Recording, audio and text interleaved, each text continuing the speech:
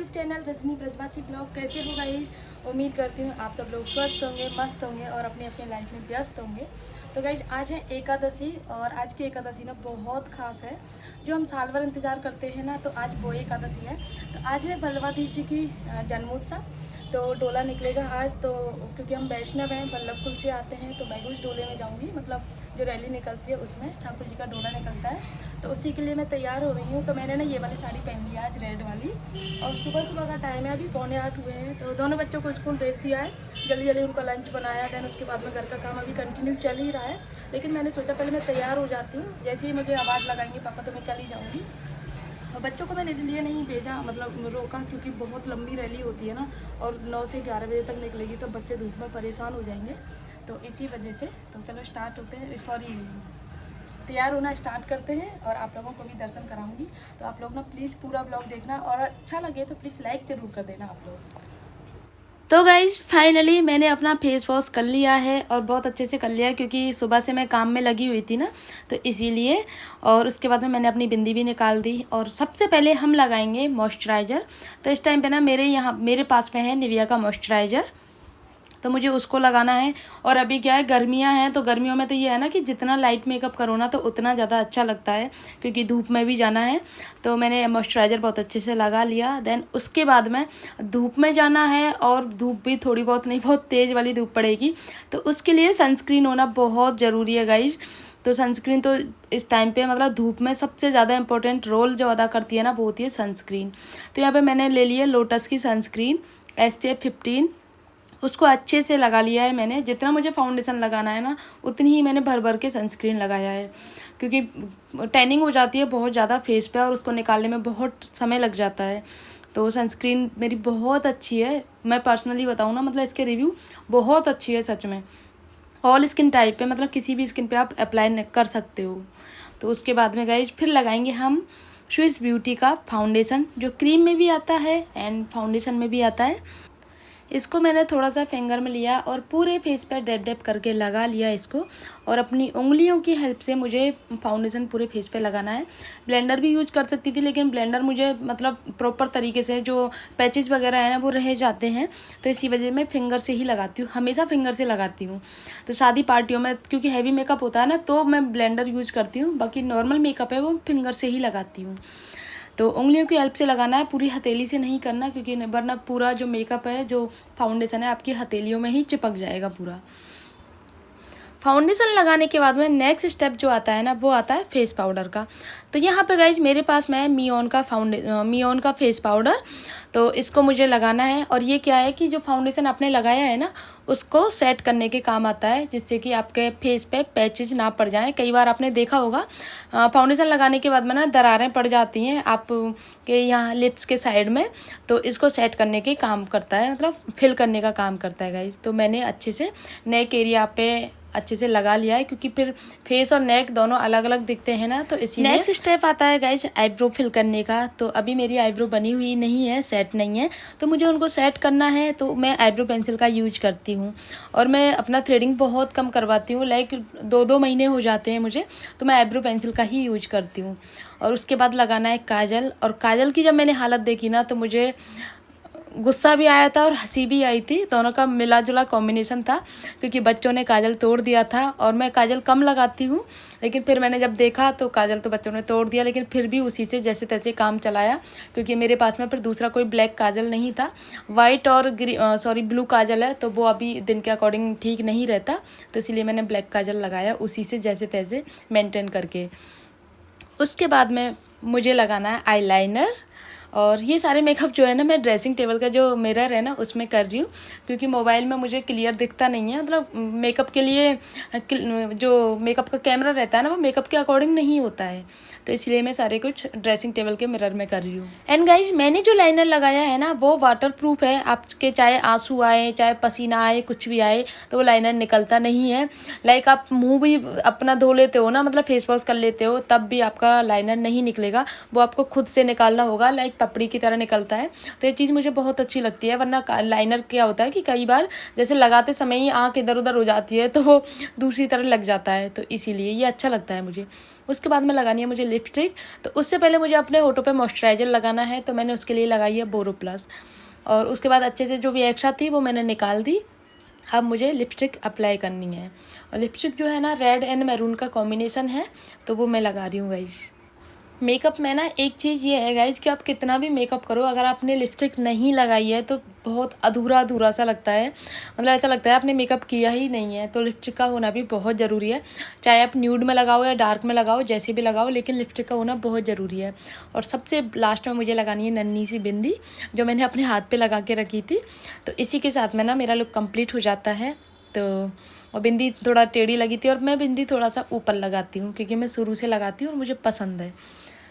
और उसके बाद में मुझे लगानी है नेल पेंट, क्योंकि मेरे नेल्स वगैरह ना इस टाइम पे बढ़ भी नहीं रहे हैं और थोड़े से अच्छे भी नहीं लग रहे थे, तो मैंने सोचा नेल पेंट लगा लेती हूँ। इससे क्या है कि थोड़ा अच्छे दिखेंगे मतलब मेन रीज़न ये अच्छे दिखेंगे। तो उसके बाद में सबसे ज़रूरी चीज़ थी ना, वो रह गई थी सिंदूर लगाना। तो सबसे लास्ट में मैं लगा रही हूँ सिंदूर को। तो इसी के साथ में मेरा लुक कंप्लीट हो जाता है गाइज। बस मुझे अपना बाल सेट करने हैं, बाकी फेस का जो मेकअप है वो पूरा हो चुका है। और मैंने गर्मी के अकॉर्डिंग बिल्कुल लाइट मेकअप किया है, बिल्कुल भी हैवी नहीं किया है। और ये वाली साड़ी जो है ना गाइज, ये मेरी मम्मी की है, जो मुझे बहुत पसंद है। तो ये मैं अपनी मम्मी से लेके आई थी, क्योंकि ये थोड़ा उस टाइम पे बहुत चली थी, जब मेरी सिस्टर की शादी थी ना 2 साल पहले, तब की टाइम की साड़ी है ये।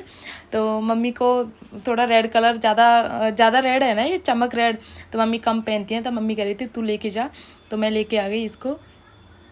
तो इसी के साथ में ना मेरा लुक कंप्लीट हो जाता है। बालों को मैंने खुला नहीं रखा है, क्लेचर लगाया है, क्योंकि ऐसा बोलते हैं कि आप अगर ठाकुर जी के किसी काम में जाते हो तो बालों को खुला नहीं रखते हैं। चाहे क्लिप लगाओ, क्लेचर लगाओ, रबड़ बांधो, लेकिन बालों को बांध के रखते हैं। तो तब से जब चीज़ मुझे ये चीज़ पता चली है, तब से मैं ऐसा ही करती हूँ।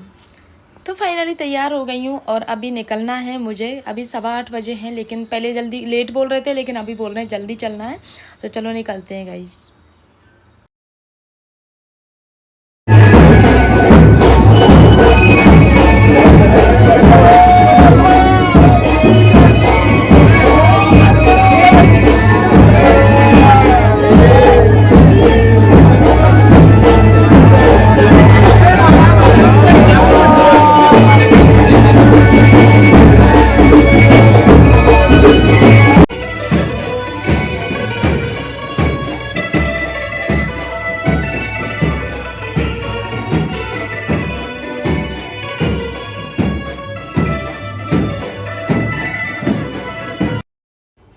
बल्लवाधीश जी का जो डोला निकलता है ना, वो सभी वैष्णव मिलके निकालते हैं। और यहाँ पे जितने भी आप देख रहे हो ना, सब वैष्णव हैं। तो सब वैष्णव के परिवार वाले हैं, तो वही सब मिलके कलश यात्रा निकालते हैं, रैली निकालते हैं। और यहीं से दानघाटी होके हुए निकले थे, तो सोचा दानघाटी के भी दर्शन करते हुए चलें, क्योंकि फिर पूरी परिक्रमा हो जाएगी और एकादशी भी है आज गाइज। तो फिर दानघाटी के दर्शन करने भी गए, वरना फिर शाम को आना पड़ेगा दर्शन करने।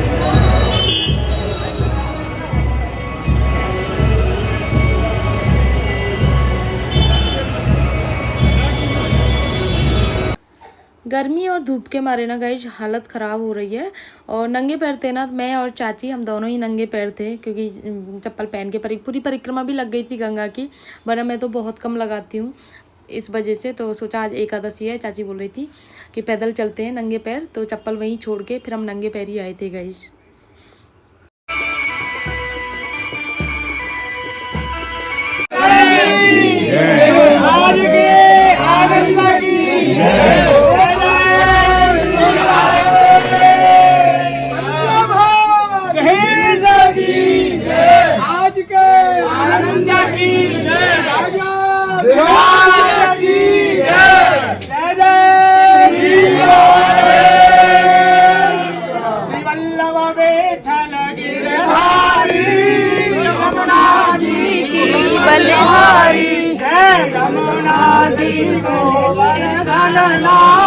महाप्रभु श्री विठ्ठलनाथ, विठ्ठलनाथ, विठ्ठलनाथ, महाप्रभु श्री विठ्ठलनाथ, विठ्ठलनाथ, विठ्ठलनाथ, महाप्रभु श्री विठ्ठलनाथ, श्री वल्लभ विठ्ठल गिरधारी यमुना जी की बलहारी।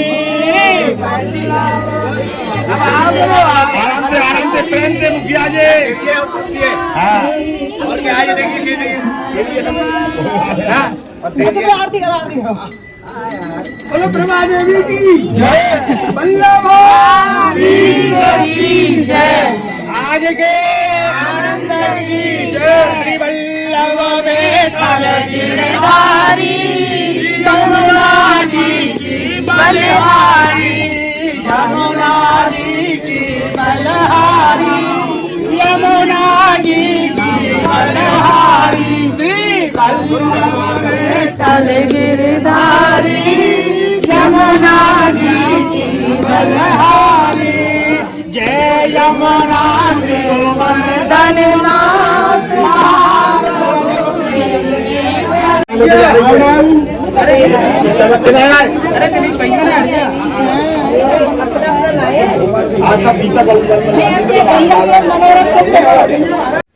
गर्मी के मारे तो हालत खराब हो गई सच में। ज़्यादा कितनी जल्दबाजी में गई थी। देखो मेरे कपड़े ड्रायर करे हुए यहीं रखे हुए हैं, अभी मैंने सुखाए भी नहीं है क्योंकि पहले बोला था 9 बजे का, और फिर जैसे मैं तैयार हो गई तो चाची ने आवाज़ लगा दी 8:15 बजे ही था, सारे कपड़े रखे रह गए। और इतनी भयंकर धूप यार, घर में नहीं लगती है बिल्कुल भी, लेकिन बाहर तो बहुत पूरी सड़क गर्म थी क्योंकि नंगे पैर थे ना। तो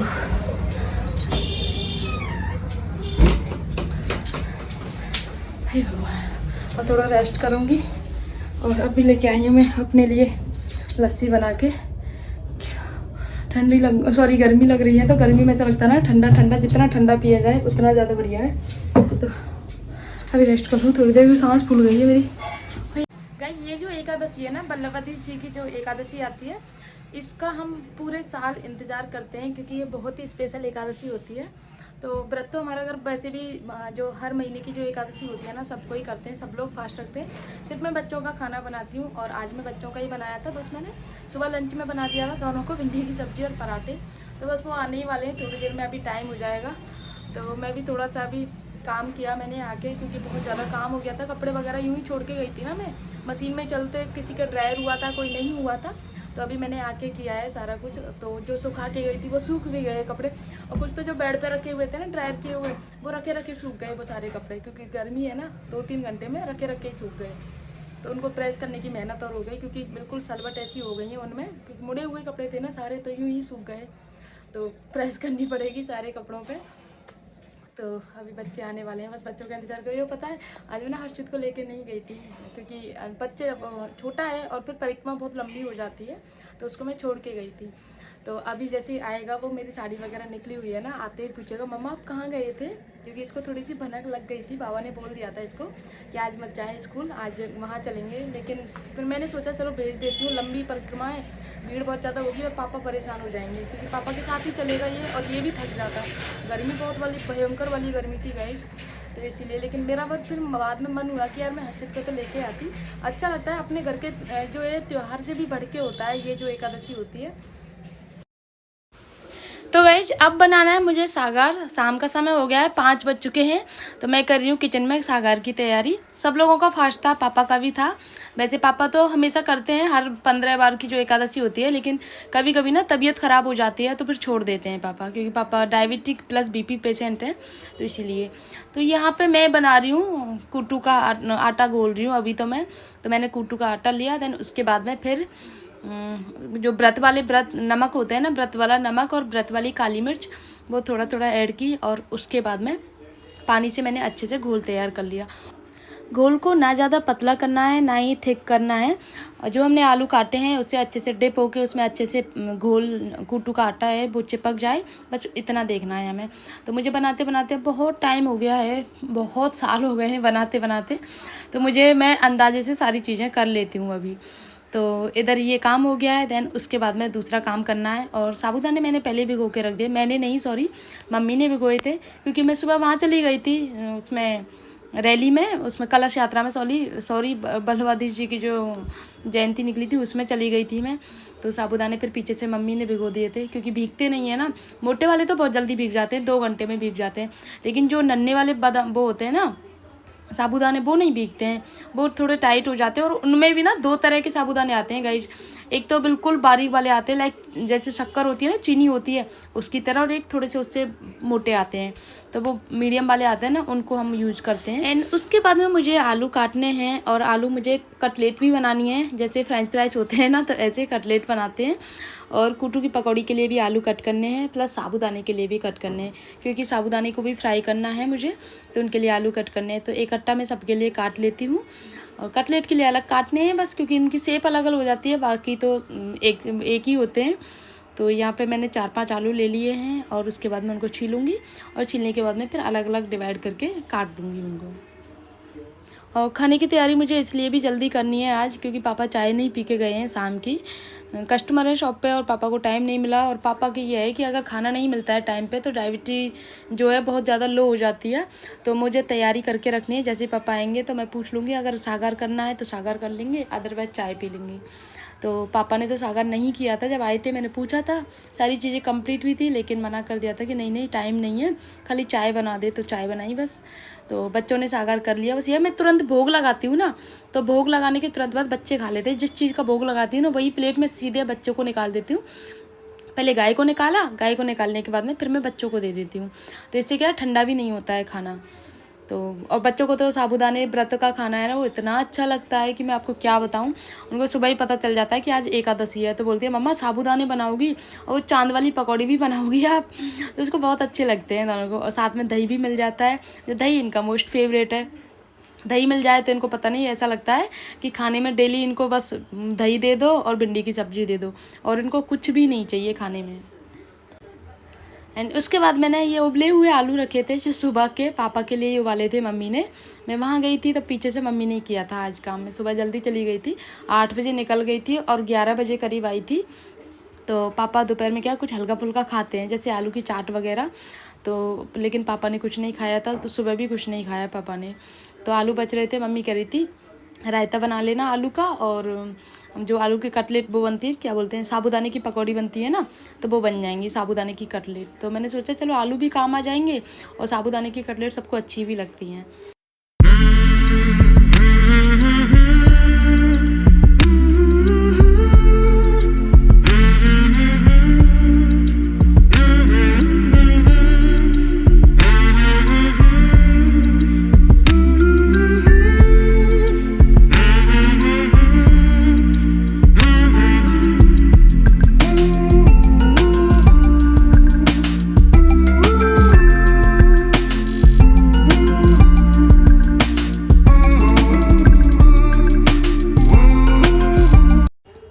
तो अभी बनाना है मुझे रायता, और रायता सबके लिए बनाना है क्योंकि सबको पसंद है। और इस व्रत में ना रायते से ही खाया जाता है, पकौड़ी हो गई, कुछ भी हो गया। तो सब्ज़ी नहीं बनाती है, हमारे मायके में सब्ज़ी बनती है आलू की, घी का तड़का लगा के, तब सिर्फ नमक मिर्ची डाल देते हैं उसमें व्रत वाले, और आलू को ऐसे छोंक देते हैं। तो मैंने एक दिन बनाई हुई थी यहाँ पर, तो किसी ने नहीं खाई थी, तो बोल रहे थे हमारे लिए तो रायता ही बना दिया कर। तो तब से मैं रायता ही बनाती हूँ। आलू का रायता बनाना है मुझे। यहाँ पे मैंने एक आलू भी फोड़ दिया, और आलू का रायता बन गया। इस टाइम पे ना, मतलब जब सर्दियाँ होती हैं ना, तब तो बथुए का रायता बनता है। व्रत में बथुआ तो खा लेते हैं, बाकी और कोई चीज़ का रायता नहीं बनता है। तो हाँ, तब तो अच्छा लगता है, लेकिन मुझे आलू का रायता पसंद नहीं है। लेकिन व्रत में मैं क्या करती हूँ, आलू अलग निकाल देती हूँ, आलू लेती नहीं हूँ अपनी प्लेट में। मैं सिर्फ जो दही का जो वो होता है ना, वो क्या बोलते हैं, नमक मिर्ची डाल के बस सिर्फ उसी से खाती हूँ। तो यहाँ पे रायता कंप्लीट हो गया है, 1 बाय 1 करके काम कंप्लीट करती जा रही हूँ। उसके बाद में फिर किचन स्लैब को साफ़ करना है, क्योंकि गंदी हो गई थी, आलू के छिलके वगैरह बहुत सारे हो गए। तो किचन साफ़ हो जाएगी, स्लैब साफ़ हो जाएगी, तो उसके बाद में फिर मैं नेक्स्ट काम करूँगी गाइस। और उतने ही समय में गाइस राधे भी आ गई, उसने बर्तन साफ़ करके रख दिए थे। तो मैंने बोला था वहीं रख दे, अभी जगह नहीं है। और आज देखो, अब बर्तन ही नहीं थे, बस बच्चों के लंच बॉक्स थे, और बस एक भगोनी थी दूध की, बस, और कुछ भी नहीं था बर्तनों में। और वो ठाकुर जी का भोग लगाया था, बस उसी के बर्तन थे। क्योंकि हमारे जब बल्लवाधीश जी आए थे हमारे, तो डोला जब निकला था, तो सब जो भी वैष्णव है ना, वो स्वागत करते हैं। तो हमने भी स्वागत किया था, हमारी शॉप पे प्रसाद भी लगाया था, सब फल वगैरह जो होते हैं, सारी चीज़ों का प्रसाद लगाया था। तो बस उन्हीं के बर्तन हो गए थे। बाकी बर्तन का आज एकादशी है तो कल होंगे, खूब सारे बर्तन हो जाएंगे। एकादशी पे अक्सर हो ही जाते हैं क्योंकि काफ़ी चीज़ें बनती हैं और जब सब ना चिकने हो जाते हैं तो उनको गर्म पानी करके देना पड़ता है राधे को, तब अच्छे से बर्तन साफ होते हैं गाइस। दूर हट जाओ मत देना।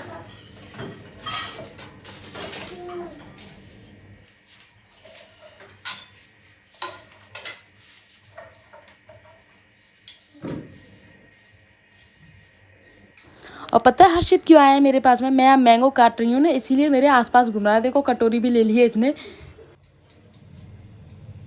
क्या लेके बैठी हूँ? कटोरी। क्यों? मुक्का मुक्का क्यों? टोनी का मुक्का कुकुर मुक्का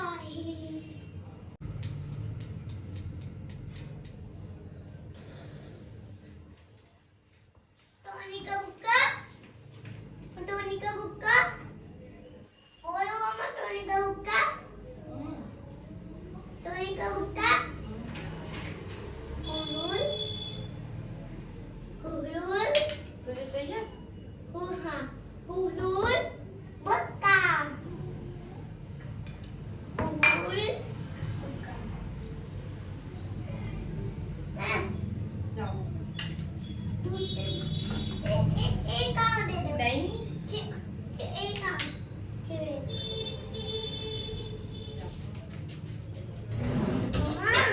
दादी के मैंने चिप बनाओगे हाँ, सबका मैंगो शेक बना।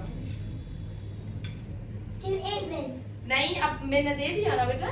मम्मा आप खाओगी मैं मैं नहीं खा रही, मैं मैंगो शेक बनाऊंगी बेटा।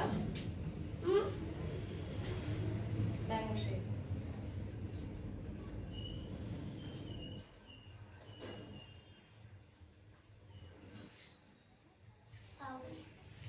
एक आप नहीं लगाते, पहले तो पीछे हटो।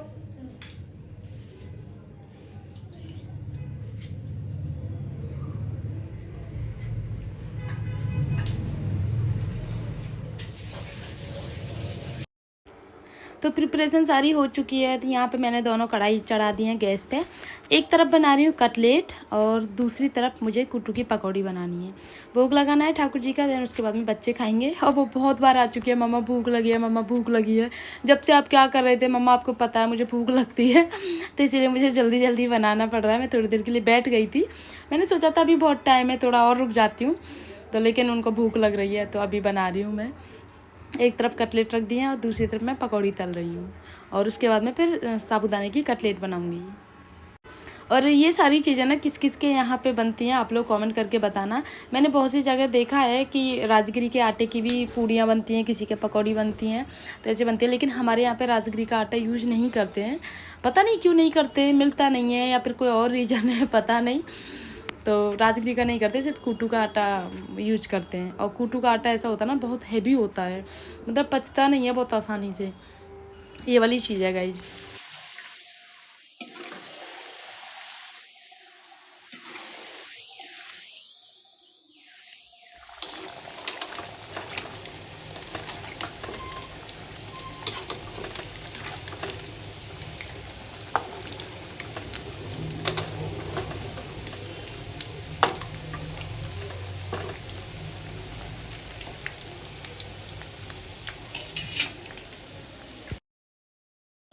सारे काम कंप्लीट कर लिए ना, तब मुझे याद आया यार मैंने कटलेट के लिए, साबूदाने के कटलेट के नमक मिर्च तो मिलाया ही नहीं मैंने। तो अभी मैंने आलू फोड़े उसमें और थोड़े से साबूदाने ऐड किए। साबूदाने ऐड करने के बाद मैं नमक, व्रत वाला नमक डाल रही हूँ और व्रत वाली मिर्च डाल के अच्छे से उनको मैश कर ले रही हूँ। जैसे कि आलू की पिट्ठी बनाते हैं ना आलू के पराठे के लिए, तो सेम उसी तरह से बनाना है। और छोटी छोटी सी लोइयाँ बना लेनी है 4-5 हाथों में घी लगा के, जिससे वो चिपके नहीं। और बहुत तेज़ गैस पे मुझे बनानी है इनको, वरना फिर फूट जाती हैं। अक्सर ऐसा होता है कि कई बार मेरे साथ हो चुका है कि ये फूट जाती हैं, मतलब फैल जाती हैं पूरी, और पूरे जो घी है पूरा ऐसा हो जाता है, पकौड़ी पकौड़ी अलग अलग हो जाती हैं, तो इसीलिए।